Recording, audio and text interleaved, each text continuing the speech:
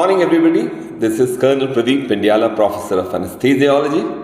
Today I am going to discuss with you about one very interesting topic, that is anemia and heart failure.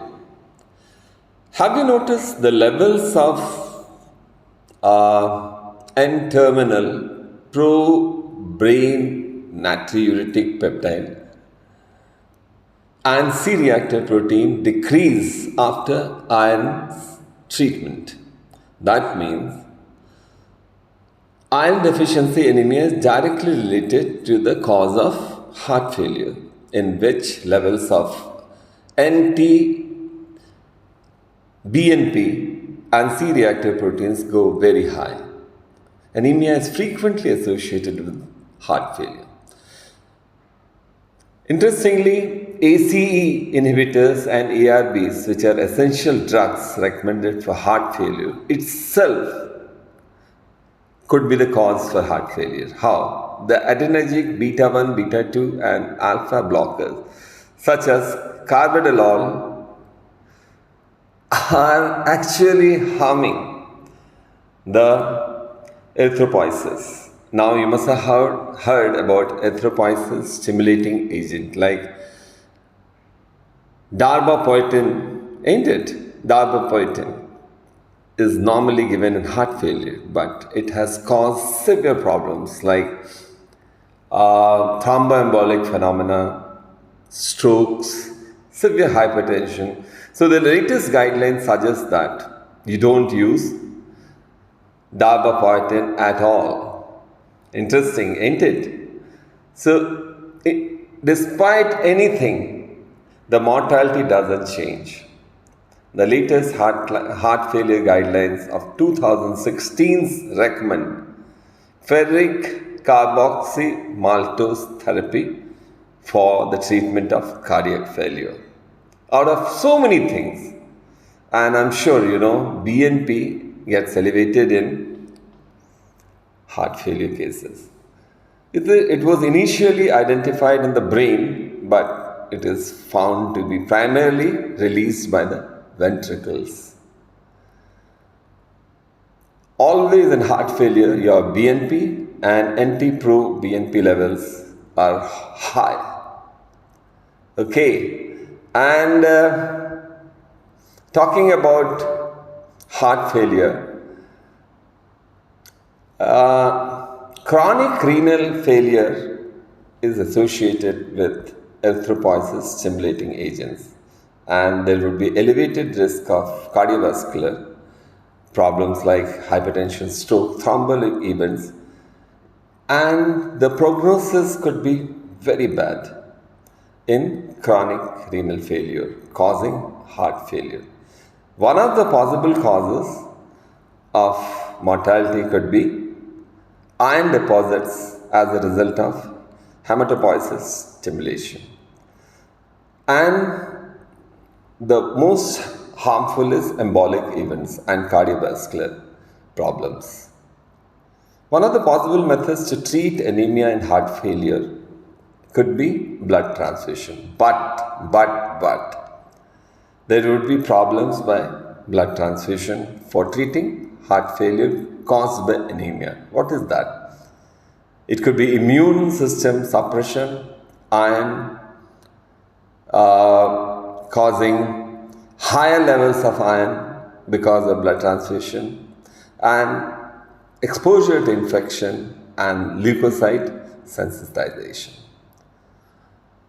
Always you should remember that more than 150,000 patients have been found and analyzed, and they found anemia is present in more than 1/3 of patients with heart failure.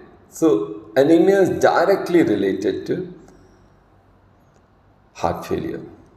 Now we can't say directly anemia. There are so many multifactorial things. Even RAAS activity determines vasoconstriction and low renal perfusion. And water and salt retention because of the RAS activity and extracellular expansion over the long years can cause heart failure. So RAS is also possible cause of this heart failure. What is the physiological changes as per the anemia when anemia occurs in the body? I'm sure there could be hemodynamic changes or non-hemodynamic changes.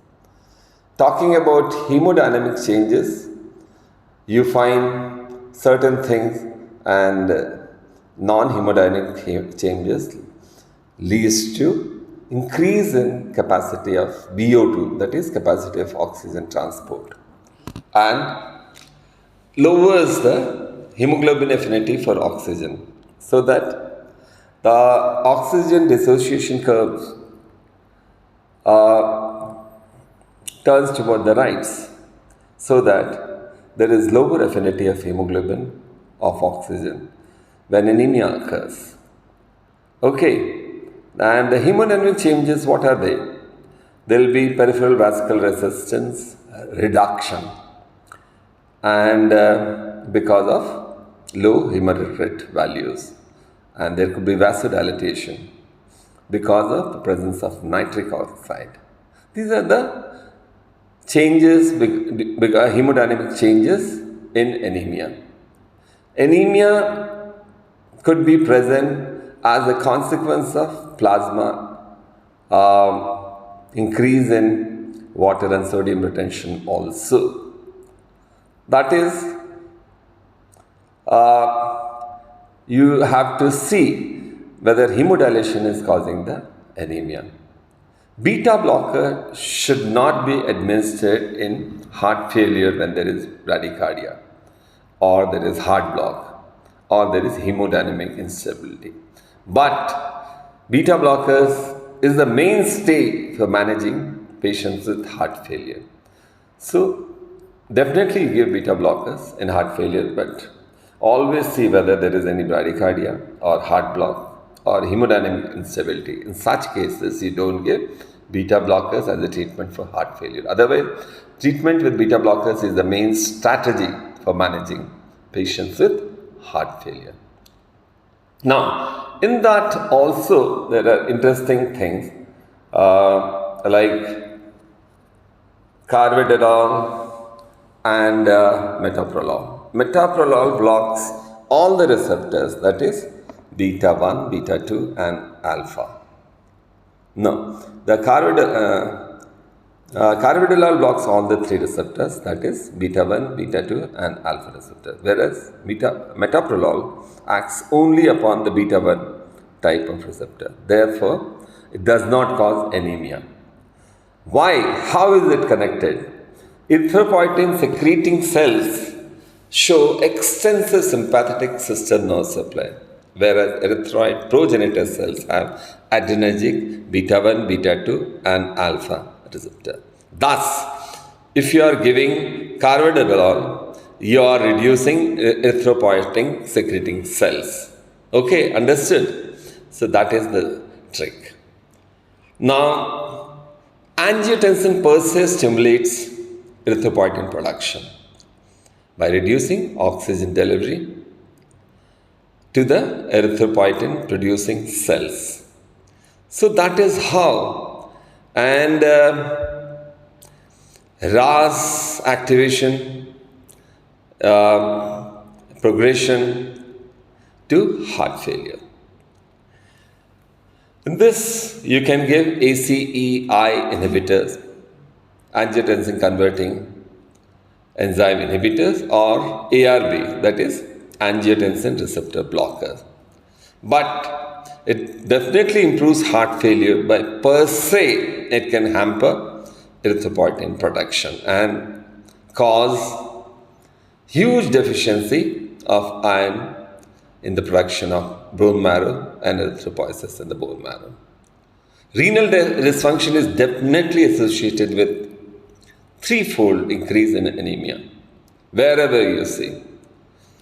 Actually, erythropoietin is a growth factor produced by renal peritubular cells, and its synthesis is stimulated by tissue hypoxia.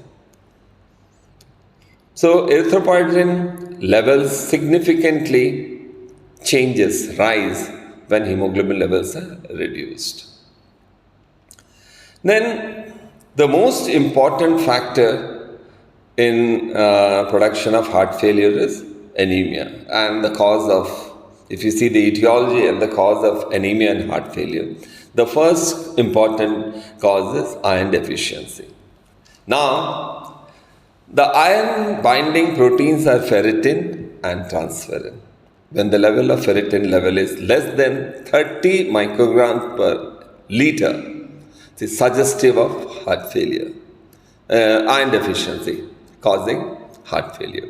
And when the transferrin, which is another iron binding protein, which is less than 20% transferrin saturation, it is known as iron deficiency because of this low level, which cause iron deficiency anemia. And I'm sure you know what is the latest World Health Organization definition of anemia. If the hemoglobin level is less than 12 grams per deciliters in women, and if it is less than 13 grams in men, it is known as anemia. And always you should see the anemia. When you look for anemia, see the palpebral conjunctiva, isn't it? Lower palpebral conjunctiva, especially the anterior rim and the tongue and the nails. That is, nails would have koilonychia and the tongue will be shiny and smooth, ain't it? When you see the pallor in anemia. And if you want to say heart failure, it has to be the pulmonary capillary wedge pressure should be more than 12 millimeter mercury. I'm sure you know that. PCWP is normally average 4 to 12 millimeter mercury.